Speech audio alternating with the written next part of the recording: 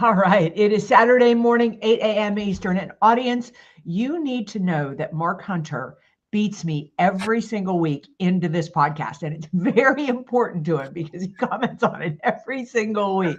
All right. It is 8 a.m. Eastern. It is time for Sales Logic. And you know what? For Mark, it is 7 a.m. Eastern. So it's even more impressive that he beats me into this podcast. But Mark, it has been a busy week headed into getting really close to 4th of July weekend, and a lot going on in the sales space. So what's on tap for today? Well, thank you, Meridith. And we had a busy week. We recorded some videos this week in Vegas. You'll be hearing more about those in a couple of weeks. So, hey, great show. No, you are first to the show many weeks. So it's okay. Okay, the topic, how AI is transforming the world of sales. We got a question, we got a book, and the lightning round. I'll go ahead and throw it out there right now. It's top 10 emotional intelligence skills you need to build your sales. Wow, that's kind of a bookend to AI. So let's talk. How is AI transforming the world of sales? You know, Mark, I love this topic, and I love the fact that we're going to be talking about AI, that we're going to be talking about emotional intelligence. It's kind of like you said with the bookend, because you're really going to need both in today's marketplace. But I got to tell you, I ended up doing a little bit of research on the topic for today, because I'm not really sure I'm using AI as well as I need to be using AI. But the first thing that came to mind for me was really prospecting and research. It's probably one of the biggest ways that AI has, that artificial intelligence is really shifting the sales market. And I think it's doing it in two ways. Number one is I think there's a higher expectation from customers that we've done our homework. I think that has increased tenfold. I think the other is it makes it so much easier to go really deep on a prospect or a customer, to really intimately understand not only their industry, but to truly understand them as individuals. The tools are there, and what you just described is so real, because AI can give us a tremendous amount of intelligence and insight. I'm going to go with a little bit of a counterpiece. I had dinner the other night with several CROs, and they were sharing how their investors are adamant that they employ more AI to reduce headcount, to get rid of the SDR role, to get rid of the BDR role, to get rid of all of these functioning salespeople that aren't truly bringing what they say value right now. And it's very interesting, but every one of the CROs was pushing back and asking me for insights. Mark, here's the deal. We're getting pushed to reduce headcount, implement more AI, but we're not seeing an ROI from the AI. And I totally agree, because this is the whole thing. All it's doing is creating more noise out there, but is it breaking through? That's why I think our lightning round is so key, because it is so imperative that we have a personal conversation. Whoa, there's a radical concept. A personal relationship, personal conversation with our customers. And that's a little bit of a conflict with AI, unless we're doing what you're talking about, and that is using it for the research and the insights, and still picking up the phone or however we communicate to reach out to that customer. Yeah, but I think that what AI does is, I do in my personal business, I think I'm seeing the ROI of the investments that I have made in AI. Not that I've made the amount that companies are, but I had 4 proposals to do this weekend, and my ability to personalize those proposals was so much better and so much quicker. Like 4 proposals that need to be really personalized would have taken me all weekend long to do. Now I'm able to take what is, basically, information and say, help me really tailor this to the energy space. Help me really, make sure that this addresses this. Now I still have to go back in and I've got to edit it and I've got to personalize it and all those types of things.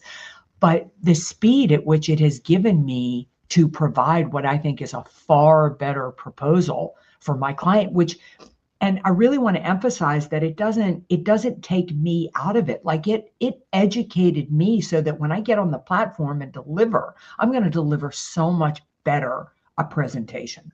Oh, without a doubt. See, now that's using it right. And hey, we got a user from the DFW area, so that's great. Two of us here from the DFW area. But Anyway, let's jump into this more, because again, what you're using it to get you intel. And there's a lot of tools out there. One tool that I like is Humantic. And full disclosure, I'm an advisor to the company, but they have a terrific AI tool that scrapes the internet and allows you to even put together a disk analysis. I can go in and type in your name, Meredith, and it'll come back with a disk analysis on you based on what they can find. But here's the challenge with all this. All this is great insight, great information. If the person you're trying to reach has a sizable footprint on the internet, and let me tell you something, there's still a lot of industries that don't. I work in several industries where people really don't have much of a footprint on AI. So therefore, that personalized information is not going to be there. The industry information is going to be there. But see, this is where I find that investors are pushing, hey, just replace it. Put it in with the whole AI voice bot. And I tested a couple of those this week. And, it's interesting. They're good, but boy, I can sure tell it's a fake voice. And it's not there yet. Yeah, I do think though customers have lowered their expectations on if they need simple, clean answers. I don't think they mind it being a chat box. I think about this like in grocery stores when self-service the self-service line came up, we all resisted it because we're like, we would never do that. And now you find yourself gravitating towards it. And so I feel like, some of these chat box and things like that, it's acceptable at a certain level. But to your point with the emotional intelligence, we have to strike the difference. Mark, one place that I just started using AI that I am loving is the forecasting. We've applied it to my CRM. Now my CRM is not as clean as my CRM needs to be, and my salesperson Teresa, she keeps a clean pipeline. If I could be like her, we'd have amazing data in there. So it's only as good, but it's like being able to not have to guess at probability, but to use some of those tools to weigh in, I feel like takes a lot of work and really gives you some honest feedback that you need as a salesperson. Wow, you're going to get me on a rampage here regarding forecasting. But anyway, hey, Bryn Tillman jumps in. AI will make good salespeople more efficient. It won't replace them. So true, so spot on. That is a mic drop comment. Thank you, Bryn. Here's my feeling on using AI to forecast. It's a great tool from a macro perspective. The more data I put in, just as you said, your salesperson is able to put in a tremendous amount of data, it becomes more accurate. Where forecasting breaks down is when it becomes more of a micro, and I've only got one or two deals, because at that, it's a flip of the coin. It's either going to become a deal or it's not going to become a deal.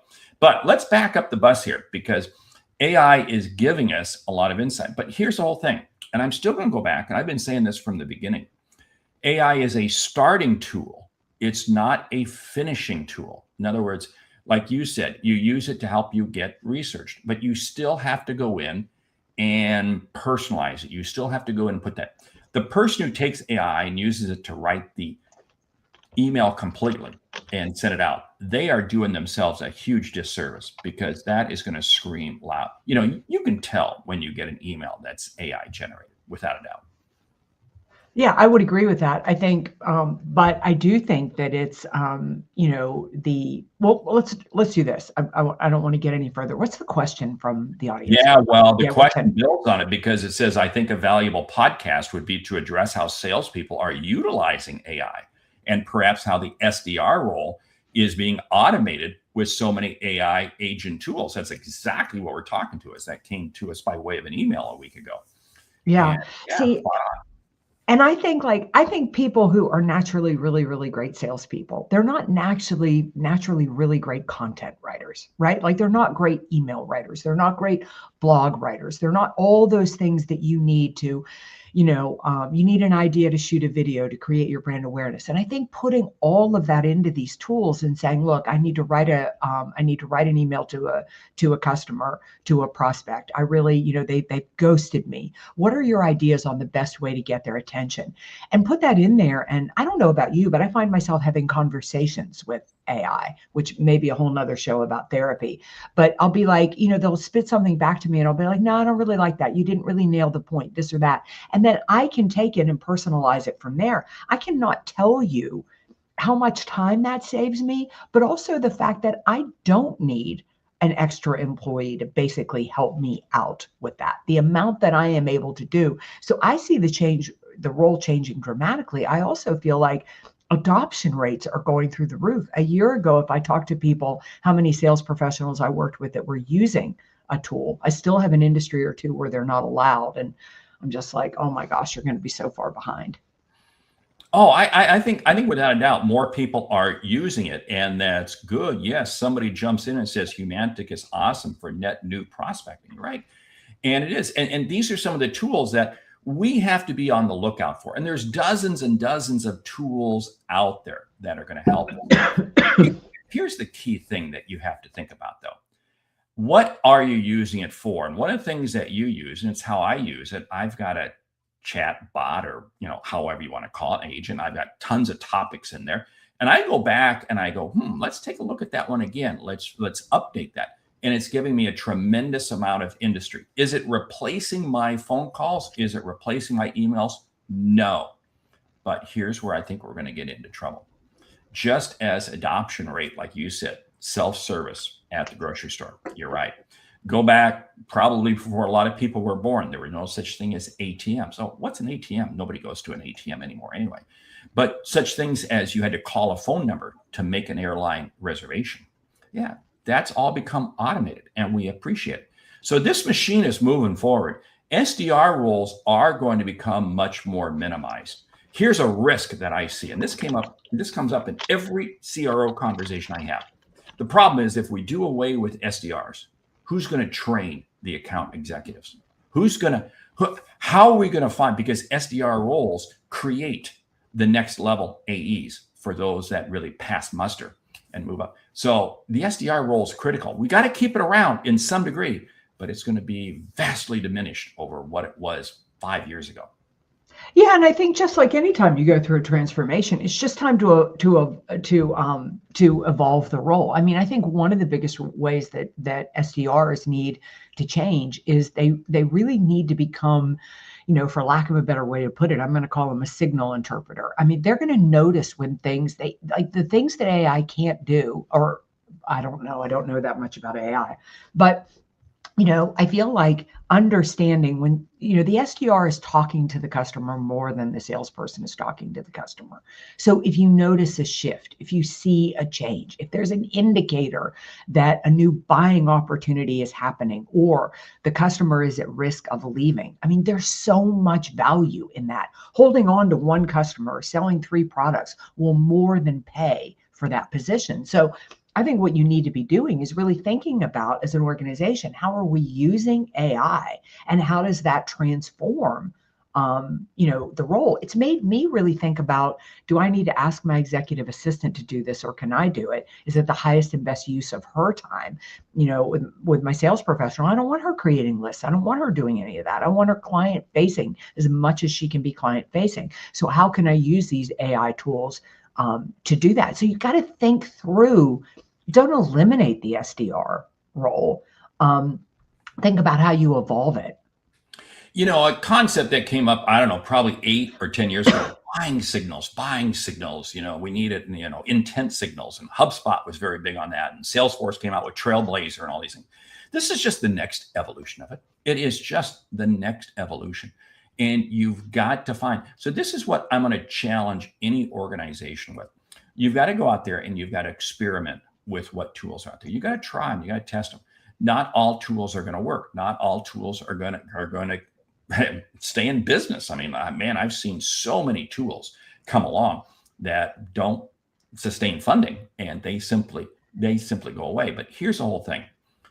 Use it to enhance what you do, not replace what you do. That is absolutely imperative. And here's the thing. I think we can reduce headcount because of AI. Yeah, I just said that. But what it does is it moves AI into a more personable role with the customer. That is what is absolutely adamant. What AI, I think, is going to do next is really help coach. Because if you stop and think about this, the typical SDR is getting fewer conversations, right? Because nobody picks up the phone. So if I can use an AI tool to help me coach, to help me role play, that's very, very important. That's going to be a huge benefit, because otherwise the SDR can go all day and maybe have only 2 or 3 conversations. That's not enough at bats. So in Yeah. other words, use AI for where you think you can enhance the SDR role. Yeah, and I think the SDR role is going to get more proactive rather than reactive, right? I mean, the SDR role, in their client-facing time, it's more when the client has a need, they react to that. I think they're going to get more of a proactive role, which is a revenue generator, right? I mean, reactive is great, but proactive is where the revenue is really generated. So, I think if I would caution getting rid of my SDRs, and I would more talk about what we need to do to evolve, really evolve that role. I don't know, because I don't know a ton about, I don't know a ton about AI. I'm certainly not an expert in it, and I'm playing around with it in my business, but I cannot believe how much more it has allowed me to be client facing and be client facing more intelligently. I feel like is dramatically changing my business. That's a huge piece, because one of the things that I like talking about is CFT, customer facing time. And it does. Having AI tools, it allows you to be more intelligent, more insightful. You have better questions, and it enhances the conversation. And it just simply gives you more time to make more calls, because this thing is working in the background, providing you information. So that's absolutely key, absolutely important. And this comes down to the fact of, what are you using AI for? I'm glad that you said you're not an AI expert. I'm certainly not. I tell you what, anybody who says they are, I really question, because it's changing so fast. It's unbelievable. But here's what I'm going to say. You have to have AI embedded into your organization at some level. If you're a solopreneur, you've got to have it embedded in there. The question is, what do you use it for? And the initial piece, I think, is just to use it for research, just to help you find more things and to help you sort through all of those, through the forest, to find the real opportunities. Because you can find real great needs, great intent signals, great buying signals, if you use AI in the right manner. Yeah, I think that AI is one of the best things that's ever happening to the sales field, because I know as a sales leader, my biggest challenge was, how do I get people out of the busy work and how do I get them client facing? I mean, it was always my biggest challenge. People would come up with a million reasons why they couldn't do certain things. And it was, paperwork, it was filing, it was, this or that. And now nobody, including SDRs, can hide behind really maximizing revenue generation. And so I think that it's, I think there's real power, real power in that. One thing I'd love to know from some of our audience members here is, what tools are you using? What are you actively engaging in from, we had somebody say, Humantic, I think, went up here. I'm sure we're all using chat. I'm sure we're all using Claude. I'm just curious what other tools people are using. Yeah, that would be great, because I'll tell you what, the tools that we're using, I mean, this is the whole thing. It all comes down to adoption. But this comes down to a whole separate piece in terms of how you're using AI, in terms of what are the prompts? What are the prompts that you're using? Anybody who has used any LLM for any period of time has learned that prompting is everything.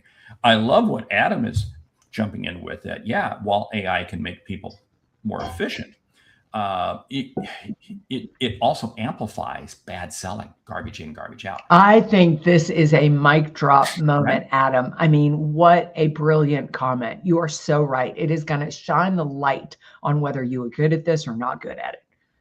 I mean, how many times do we get the stupid email, just because I can send out one bad email, but now I can send it out to 1,000? That's suicide. And that's what people are doing. And this is where I think investors, pushing CROs, pushing sales teams to replace SDRs, because, we can do this in more mass. We can do this more mass. And I think it is denigrating the entire sales profession, period. Yeah, I love what Osama is saying here. I use it to increase categorize pipelines and get and update information about the industry, such as recent trends to share with customers. And Bryn is chiming in with some of the AI she's using and Fuel. Man, you're going to hear a lot more about this with Sales Logic and some new things that we've got coming down the pipe. But Fuel is powerful, great, and okay. And then I Yeah, can use this one. and letaggiedoit.com. I'm not familiar with that one. If that's connected with Texas A&M, well, we won't go down that path. So anyway, but here's the whole thing. There are tools out there, and you've got to take time each week to just play around. It's not looking for you to totally adopt, change, whatever.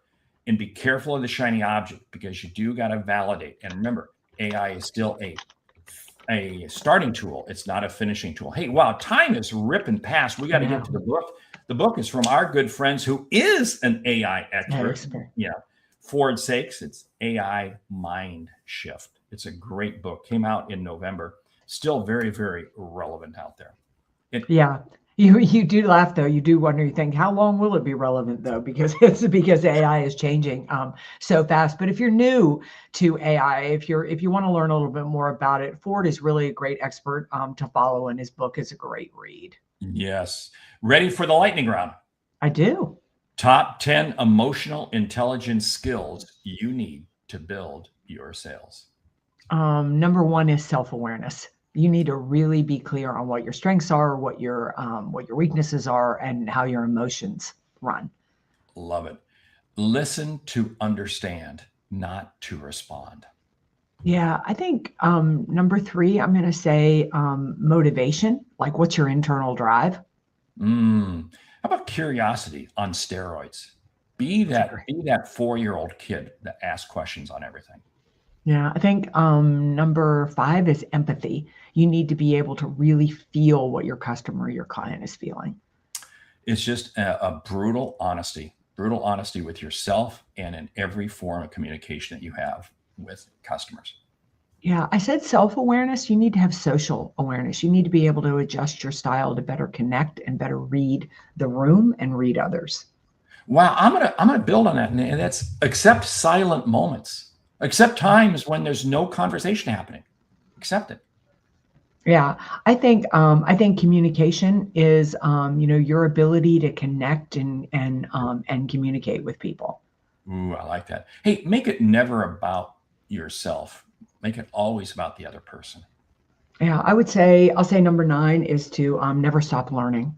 It goes with the curiosity one that you said, but you've got to have that that growth mindset. Yeah. Number 10, use all your senses. Whether it be seeing, feeling, hear, just use all of your senses. Hey, great show this morning. Great audience participation. Thank you so much. We got some big announcements coming out. If you're catching this live, you're going to want to catch our July 4th show because we got some cool stuff. But anyway, with that, we want to say thank you for listening to Sales Logic this week. If you like what you hear, subscribe, rate, and review the show on your favorite podcast app. If something we've said has earned you a single dollar, consider telling a friend about our show, because it's how we grow when we help you grow. I'm Mark Hunter. And I'm Meridith Elliott Powell. Remember, when you sell with confidence and integrity, all of this uncertainty suddenly becomes your competitive advantage. And the sale becomes logical. All right, we got some great audience comments here. We'll make sure we include those in the show notes. Remember, tune in July 4th. Mark and I've got some big announcements coming, and join us right back here next week for another episode of Sales Logic. Have a great weekend.